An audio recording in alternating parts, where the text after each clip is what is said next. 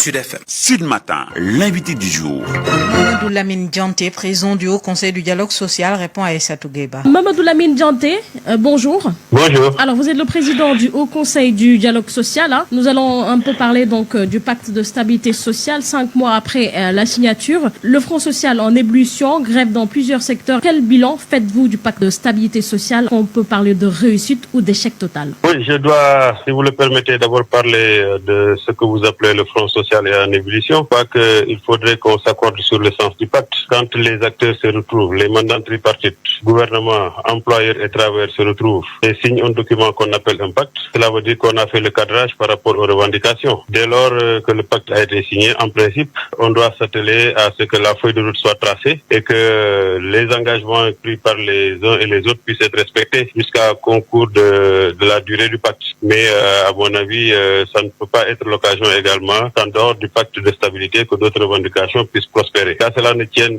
nous, en tant que facilitateurs, nous prenons acte de ces remous-là, mais de toutes les façons, nous considérons simplement qu'il y a lieu quand même, et ça nous le devons à la vérité, que des urgences soient apportées par rapport à la mise en œuvre du pacte. D'abord, l'installation des organes qui doivent gouverner ce pacte-là, et puis que la feuille de route qui a été tracée puisse également être déroulée convenablement à l'agenda qui a été tracé. Justement, vous l'avez rappelé, hein, la directive du chef de l'État qui exhorte de procéder à l'évaluation semestrielle dans chaque département de l'état d'exécution du plan d'action issu du pacte de stabilité sociale. Quelles actions engagées, notamment en termes d'urgence? Oui, je crois que la directive est d'abord adressée à M. le Premier ministre. Nous, en tant que institution, nous restons à son écoute pour que dans les prochains jours, une rencontre d'harmonisation soit convoquée et puis que nous puissions ensemble élaborer soit les TDR ou en tout cas les orientations et procéder de façon totalement équidistante à l'évaluation semestrielle au niveau de chaque département ministériel. Et je crois que si M. le Président de la République demande à ce que les ministres puissent rendre compte par rapport à leurs engagements dans le pacte de stabilité, c'est une preuve de bonne foi de la part de son Excellence pour la prise en charge et le respect des engagements, en tout cas du gouvernement, pour consigner dans le pacte de stabilité. Le chef de l'État parle également d'évaluation prospective des actions du Haut Conseil du dialogue social. Alors justement, jusqu'ici, quelles sont les actions menées par le Haut Conseil du dialogue social pour la pacification du Front social? Oui, en fait, je crois que cette autre directive, pour nous, c'est une piqûre de rappel au Conseil du dialogue social. Parce que quand même, M. le Président de la République nous avait accordé une audience, au cours de laquelle nous lui avons suggéré de faire une évaluation du décret portant organisation et fonctionnement du Haut Conseil du dialogue social qui a maintenant 10 ans. Il était d'accord sur cela. Il nous a demandé donc de travailler à cela et de lui rendre compte. Donc, s'il le dit en Conseil des ministres, nous considérons que c'est une piqûre de rappel. Heureusement que le travail a été fait de façon inclusive au niveau de l'Assemblée plénière. Maintenant, ce qui nous attend, c'est l'adoption de ce document consolidé par le bureau du Haut Conseil du dialogue social. Et comme il l'a recommandé, nous le soumettrons à Monsieur le ministre en charge du travail, mais également à Monsieur le ministre secrétaire général de la présidence de la République pour que le plus rapidement possible les propositions de réforme que nous avons formulées puissent être posées sur sa table afin qu'il puisse prendre un décret modifiant maintenant le décret portant création, organisation et fonctionnement du Haut Conseil du dialogue social. Maintenant, nous avons également eu une séance de travail avec Monsieur le secrétaire général de la présidence de la République qui nous avait indiqué la mise en place d'un dispositif beaucoup plus élargi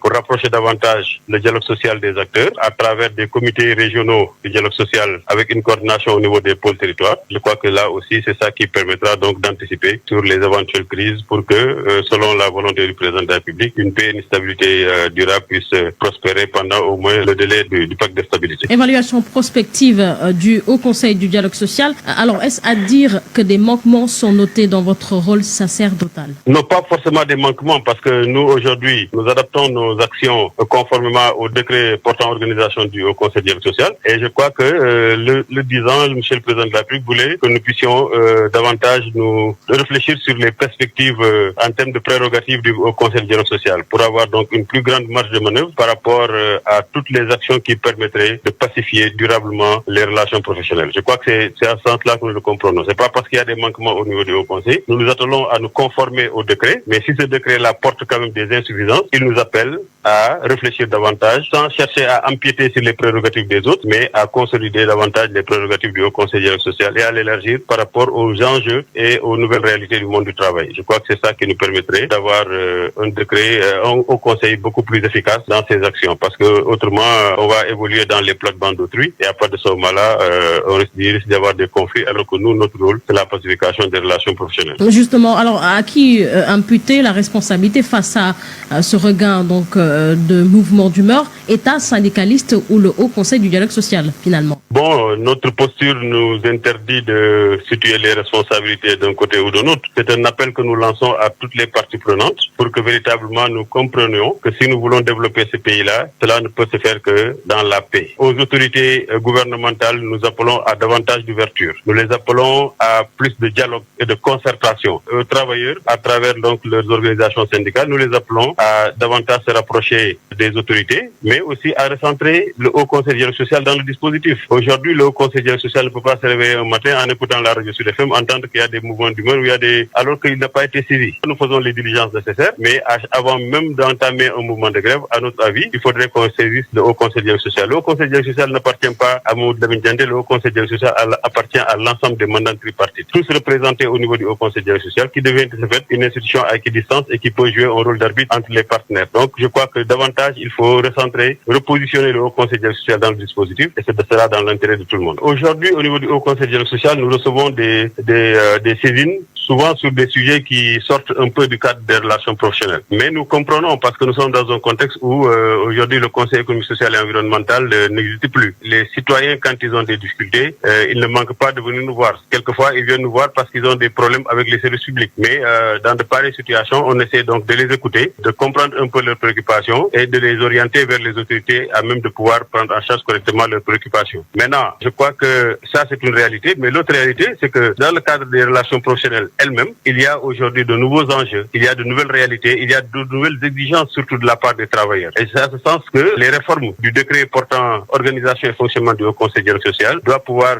prendre en charge donc l'ensemble de ces préoccupations-là et donner encore davantage de prérogatives au Haut Conseil du dialogue social, comme je l'ai dit, sans chercher à empiéter sur les plates-bandes des autres. Faut-il parler en langage de vérité avec les centrales syndicales, notamment lors de la conférence sociale? Le lendemain de la précédente conférence sociale, le président avait indiqué que la prochaine sera, il a défini déjà le thème. Aujourd'hui, les acteurs sont en train de travailler sur ça. Nous essaierons d'apporter notre contribution en tant que représentants des mandats tripartites, mais c'est la responsabilité du ministère en charge du travail de préparer cette conférence sociale. Mais je crois qu'il faut aller dans le sens donc d'être beaucoup plus inclusif en associant tout le monde, en n'écartant personne, pour que véritablement on puisse arriver à une sorte donc de conclave national où toutes les parties prenantes vont prendre part à cette rencontre. Mamoudou Lamine Dianté, je vous remercie. Je rappelle que vous êtes le président du Haut Conseil du dialogue social.